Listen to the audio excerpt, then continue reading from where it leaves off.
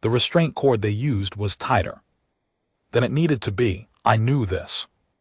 Because I had been in tighter, I sat in the chair they strapped me to and breathed through my nose and counted the ceiling panels the way a man counts anything when he needs his brain to stay somewhere useful. 14 panels, 3 with stress fractures. The room was designed to feel small. Rooms like this always were.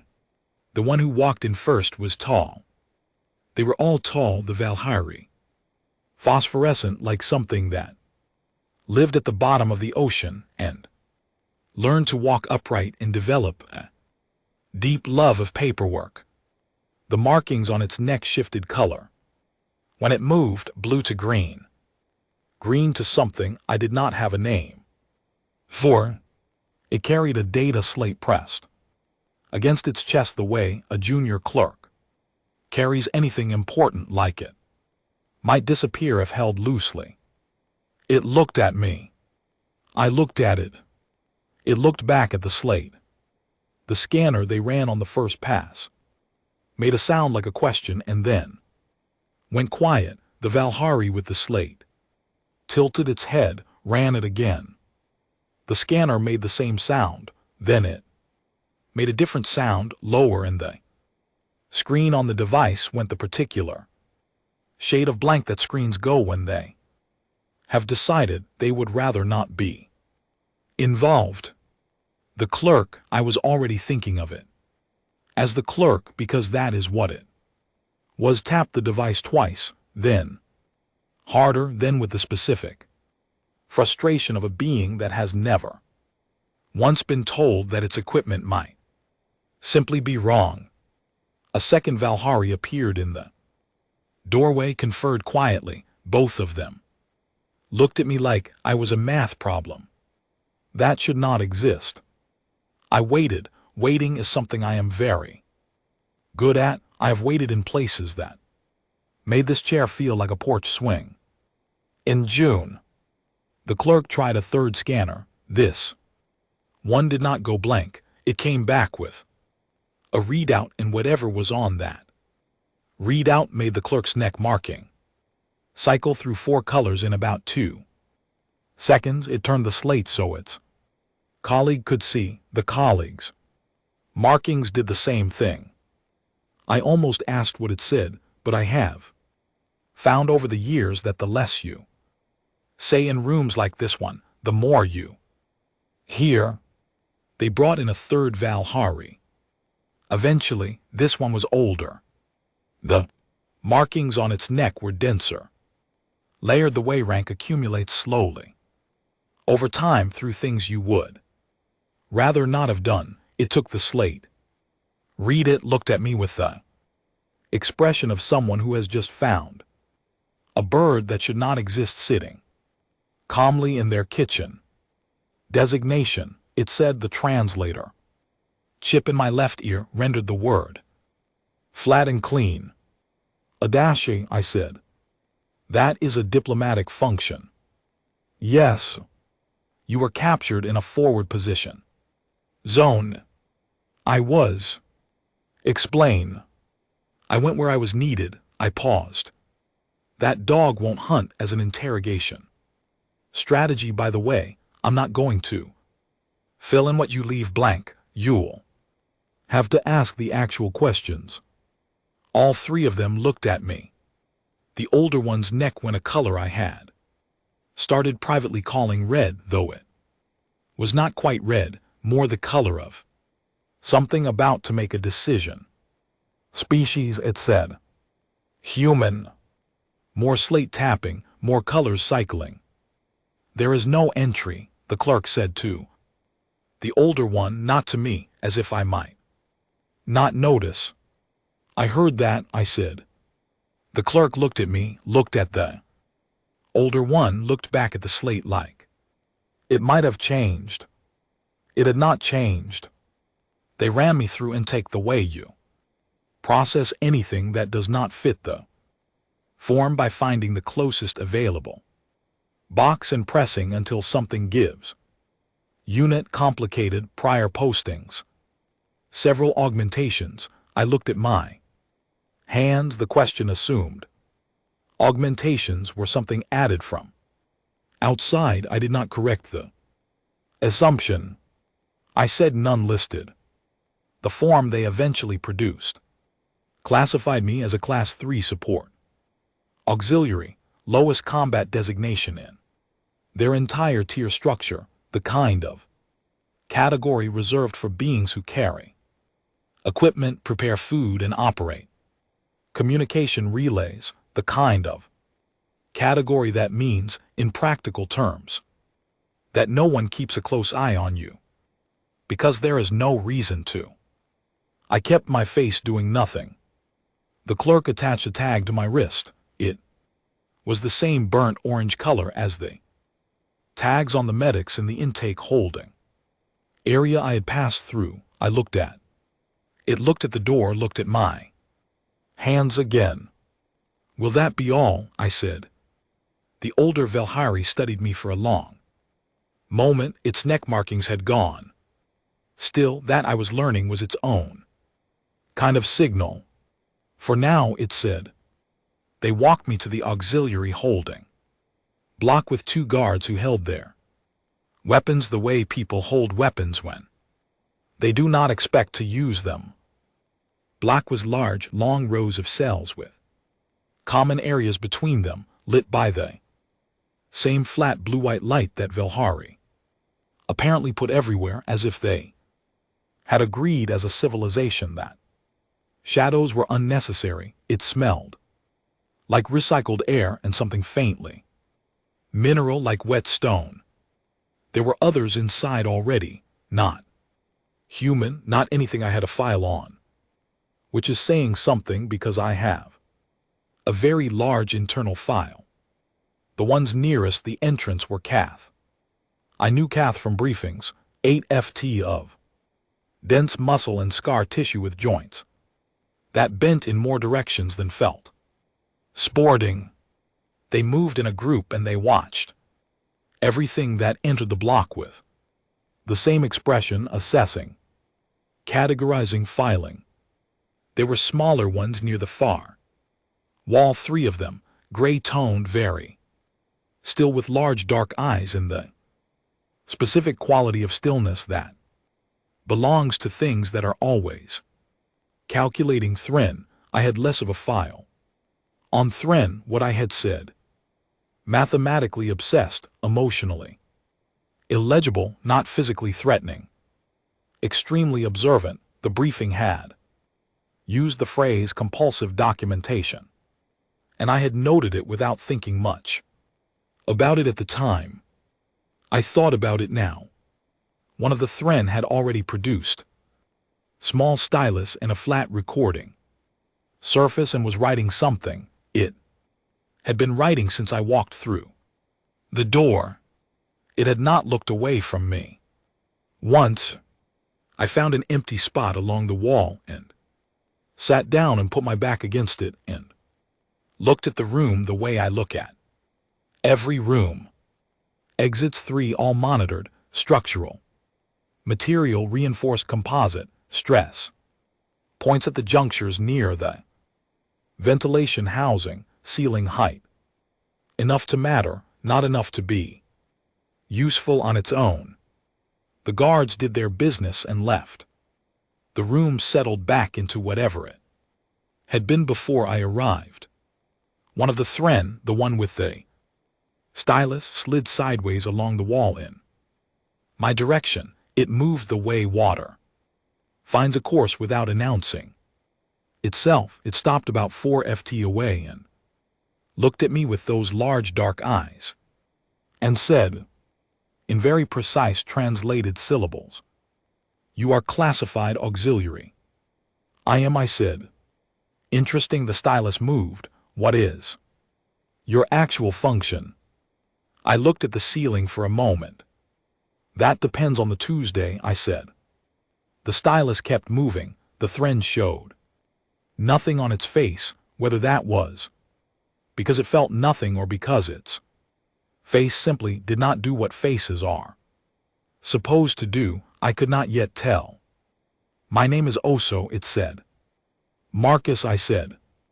Marcus, it wrote that down too. You arrived without fear indicators.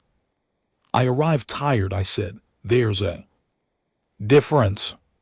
Oso considered this, then it wrote something else, then it slid back along the wall to where the other two Thren were sitting and began showing them what it had written. All three of them looked at me, all three of them began writing.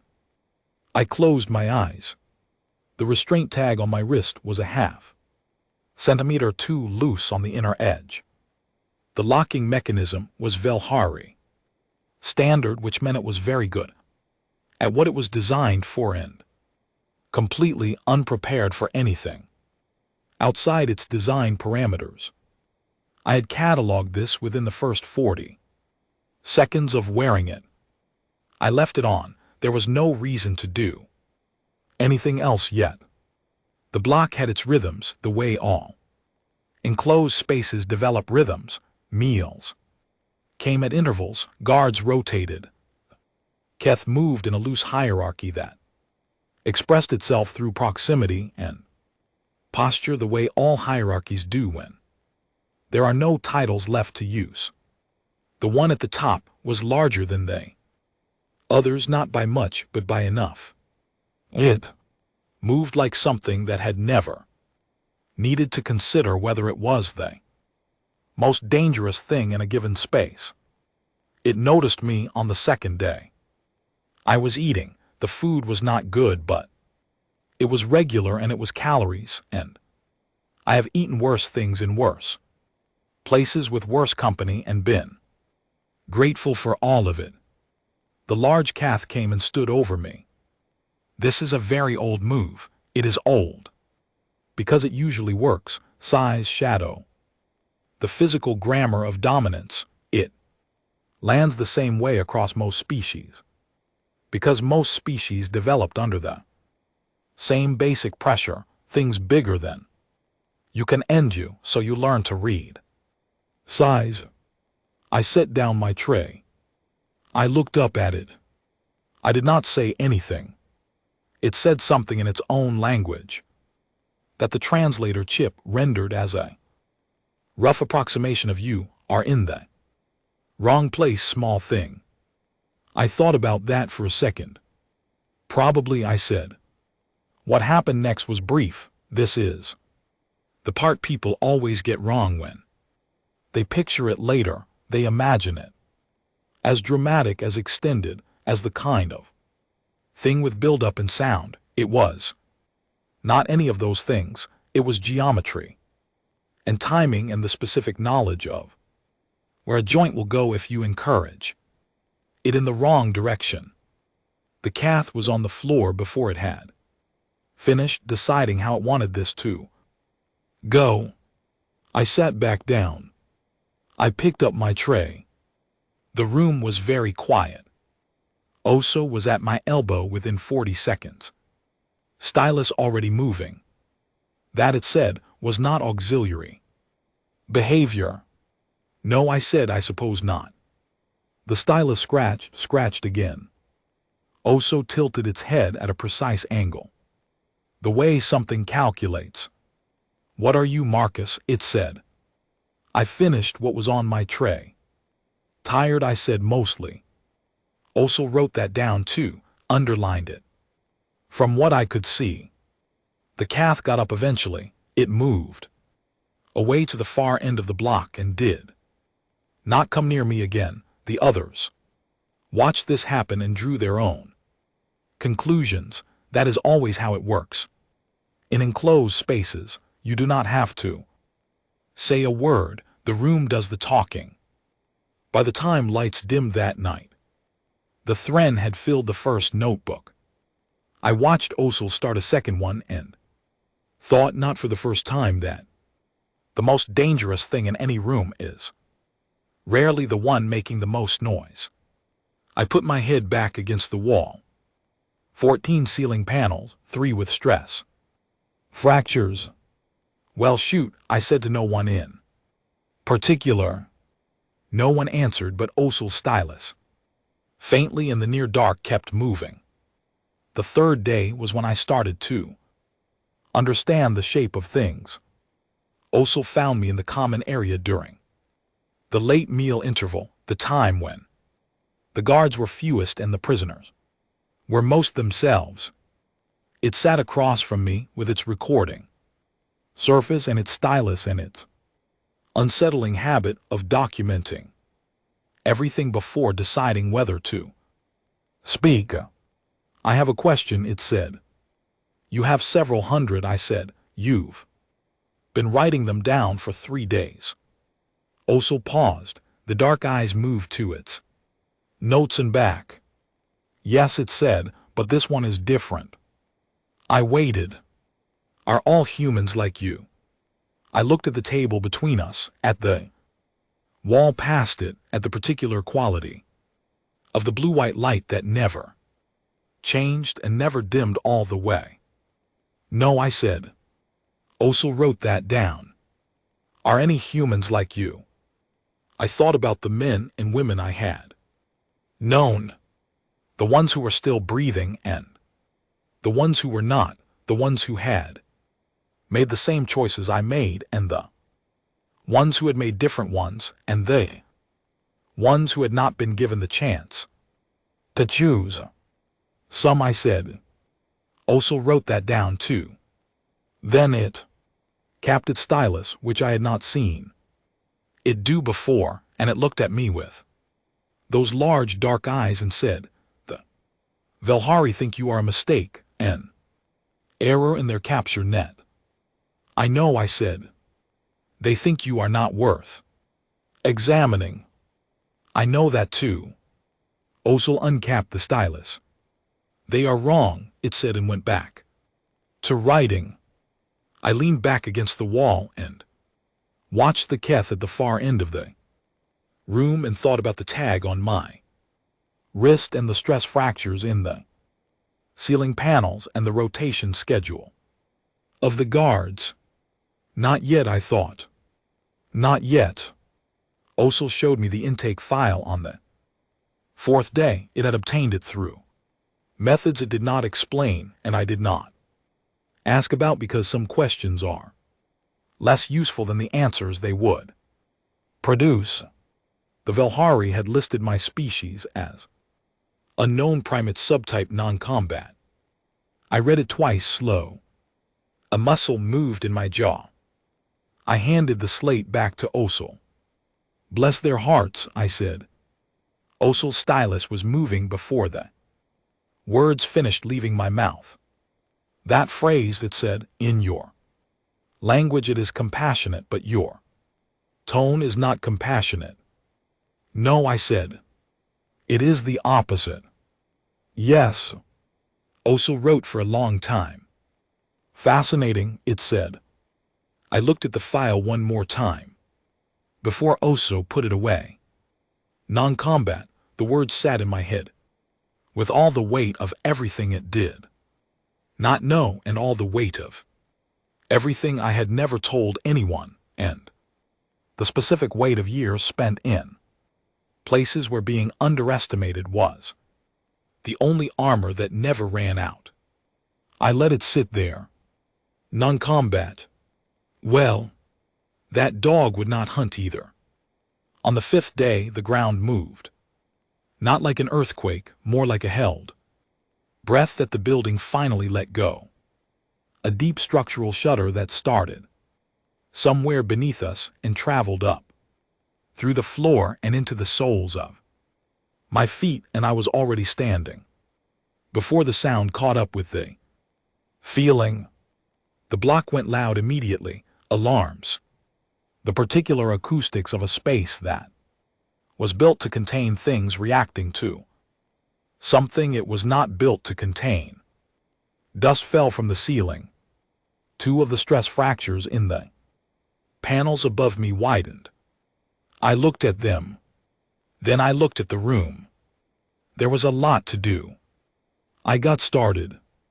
What I am is not a mystery to me. It has never been a mystery to me. There are people who spend their whole lives asking who they are, and I Understand that I do, but I have never had that particular luxury. You find out what you are in specific kinds of rooms under specific kinds of pressure when there are no other options left, and the thing that needs doing is looking at you and waiting. You find out fast. What you do with it afterward, that is the harder question, the snorts one. That keeps me up some nights, the one I do not answer out loud. But in the moment when the dust is falling and the alarms are going and everything in the room is deciding between useful and useless, in that moment I am very clear on what I am. I got started. On the morning of the 6th day, Oso sat beside me in the common area while I was doing nothing in particular, and for a long time it said nothing either. This was new. Oso always had something to write. Its stylus was still.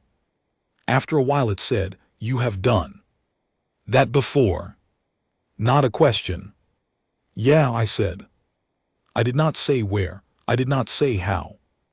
Many times, I did not say anything about the faces I still see when a room goes quiet in a particular way. Oso did not ask.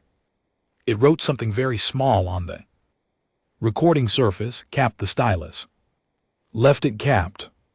We sat there for a while longer in the flat blue-white light that never changed, in the room that smelled like recycled air and wet stone, while the block settled back into its rhythms around us. It was strangely the least alone I had felt in years. I did not say that either. But Oso, I think, wrote it down anyway. The Velhari came for me on the 7th day. 2 guards, no explanation, the kind of summons that does not require one. I stood up straight in my jacket. They had let me keep the jacket because the intake file said non-combat, and non-combat personnel are not considered worth the administrative effort of stripping, and I looked at Oso. Oso looked back at me, then it looked at the guards, then it uncapped its stylus and began writing very fast. I followed the guards out. Behind me the stylus kept scratching. Some things you carry into a room and never bring back out. I know this. I have always known this. The trick is deciding before the door closes which ones are worth keeping. I decided. I walked through the door. The interrogation room was smaller than the processing room. They always are. Smaller is deliberate. Smaller makes the walls closer, makes the air feel thinner, makes the chair you are sitting in feel like the only fixed point in the world. Rooms like this are built to make you feel like the only reasonable thing to do is talk. I have been in rooms like this before. Different walls, different ceiling, different species on the other side of the table. Same room. The Valhari across from me was not the clerk from intake. This one was senior, in the way that seniority shows when it has been earned badly, careful, controlled with the specific stillness of something that has learned to wait. Its neck markings were deep and layered. It had a data slate, and it did not need to tap it nervously because it already knew what was on it. Marcus Vale, it said. That's me, I said. Audacity. That's the title, yes. Tell me about the block incident. I thought about the dust falling from the ceiling, the 2 stress fractures widening, the specific arithmetic of a crisis that has more variables than the room can hold. What would you like to know? I said. What you did. What needed doing. The interrogator's neck went through 2 colors, then it went still. You neutralized 4 combatants, it said. There were 6, I said. 2 left on. Their own once the pressure shifted. Silence. You are correcting my count, it said. I'm thorough, I said. It looked at the slate at me, at the slate again. Your physiological indicators, it said. During the incident, your cardiac rate decreased. Yes. Under stress it decreased. Yes. Explain. I looked at the table between us, at my hands on it. That's how I work, I said. More color in the neck markings, more stillness after. They ran the physiological suite. I sat. Through it, the readings came back the same way the scanner had come back in the processing room, with results that were technically accurate and completely outside the reference range. My pain indicators registered, but they registered at a delay and a distance that the equipment was not calibrated for. My pupils did what the lights asked, and nothing more. My breathing stayed even. The interrogator watched the outputs with the expression of someone doing math that keeps arriving at impossible answers. You have received combat training, it said. Some, I said. Define some. I thought about all the ways I could answer that question. I thought about the years the answer would take.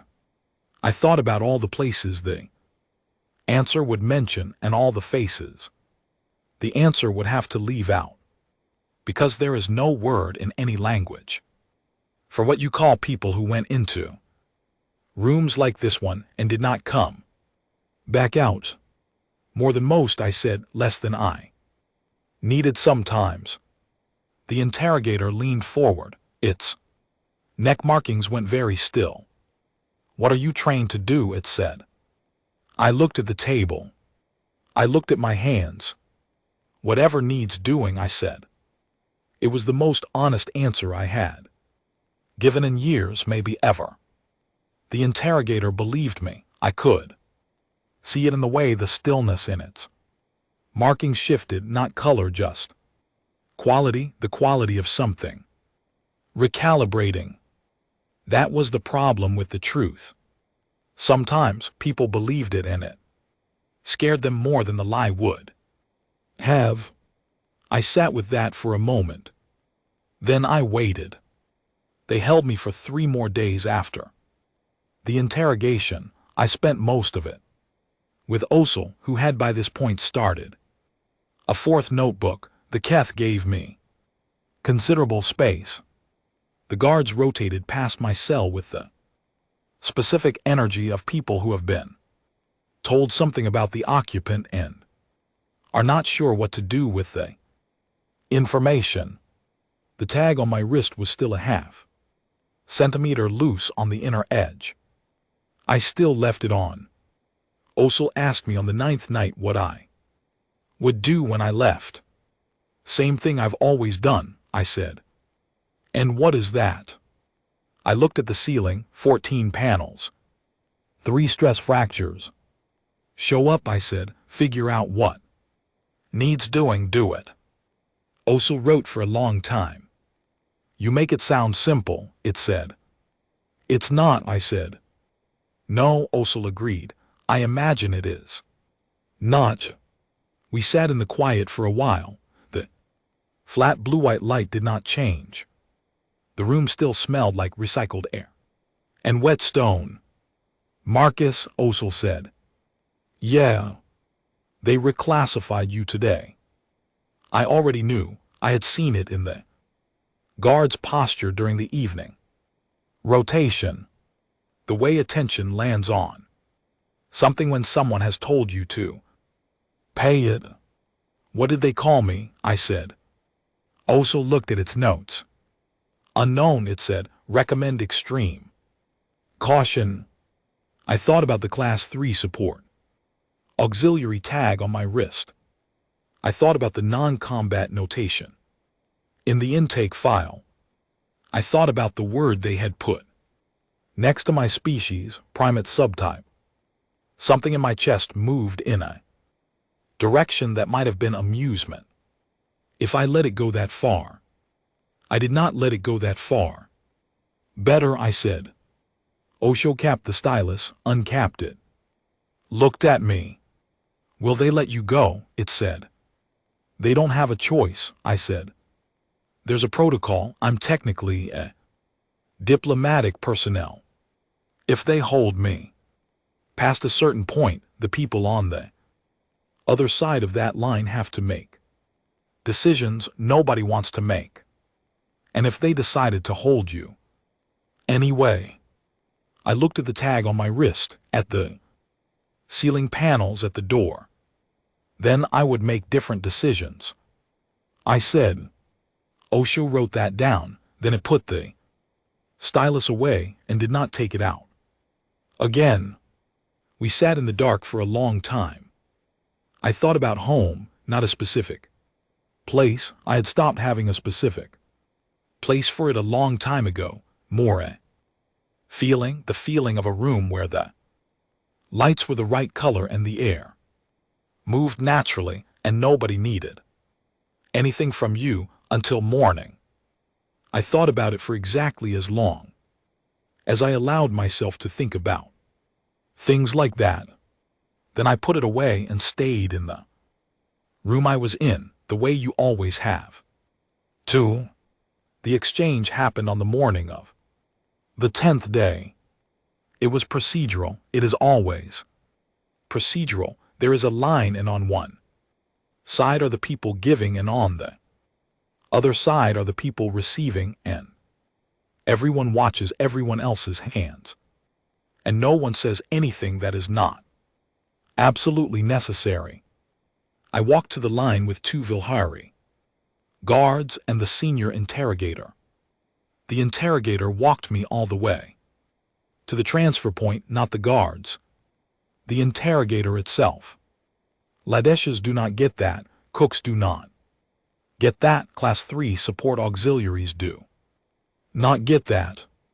On the other side of the line I could see the UN liaison team, 4 of them. Suits and earpieces. One of them was already checking something on a tablet. Running names against a list, I could see from the slight confusion in his posture that whatever list he was checking did not have me in quite the right category. The interrogator stopped at the line. It looked at me. Its neck markings were cycling slowly. The recalibration color I had come to recognize. You were never a common soldier, it said. I had been waiting for a version of this moment, the moment when someone across a table or across a line decides to say out loud what they have been calculating. Silently. I was always a soldier, I said. I just stopped needing anyone to know it. The interrogator looked at me for a long beat. Then it stepped back. I crossed the line. The liaison team came forward. The one with the tablet was already talking. Debriefing timeline, incident, documentation, the standard machinery of paperwork following a person who has been somewhere they were not supposed to be. He handed me a pen. I looked at the stack of forms. 10 days, 2 scanners, 1 non-combat. Notation, 4 notebooks full of OSLs. Handwriting, 6 variables in a crisis that only had one right answer, an interrogator who now slept with different information than it woke up with. I've had worse Tuesdays, I said. I signed the first form. Behind me, on the other side of the line, the interrogator stood very still. For a moment, then it turned and walked back toward the ship with the 2 guards. It requested a council briefing that afternoon. It stood before the assembled senior commanders and presented everything. The scanner failures, the block incident, the physiological outputs, the interrogation transcripts. It presented All of it without editorializing, which was the Velhari way. Then the counsel asked the question, is he an anomaly? The interrogator thought about every reading, every output, every answer Marcus had given that was completely true, and still arrived in the room like something that should not exist. It thought about the jacket, the quietness, the way the cardiac rate went down when everything else went up. It thought about the count, 6 not 4. Thorough. No, it said. The counsel waited. He is a sample, the interrogator said. The room went very quiet. Someone on the council pulled up the human species file, the one with no combat entry, the one that had been blank for so long that the blankness had been mistaken for information. They began filling it in. I finished the forms in a small room off the corridor with a cup of coffee that tasted like it had been made by someone who understood the word coffee only. Theory, I drank all of it. I signed everything they put in front of me. When they were done, one of the liaisons, young, careful, the kind of careful that comes from not yet knowing what you do not know, looked at the completed stack and said, we're glad you're back, sir. I looked at him. Yeah, I said. I put the pen down. I thought about Osu, about 4 notebooks and a capped stylus, and the particular quality of sitting in the dark beside something that does not need you to be anything other than what you are. I thought about the word they had put next to my species on the intake form. Unknown. Well, not anymore. I stood up, straightened my jacket, walked toward the door. Outside, the light was the right color, and the air moved naturally. I let myself feel that for exactly as long as I allowed. Then I went to find out what needed doing.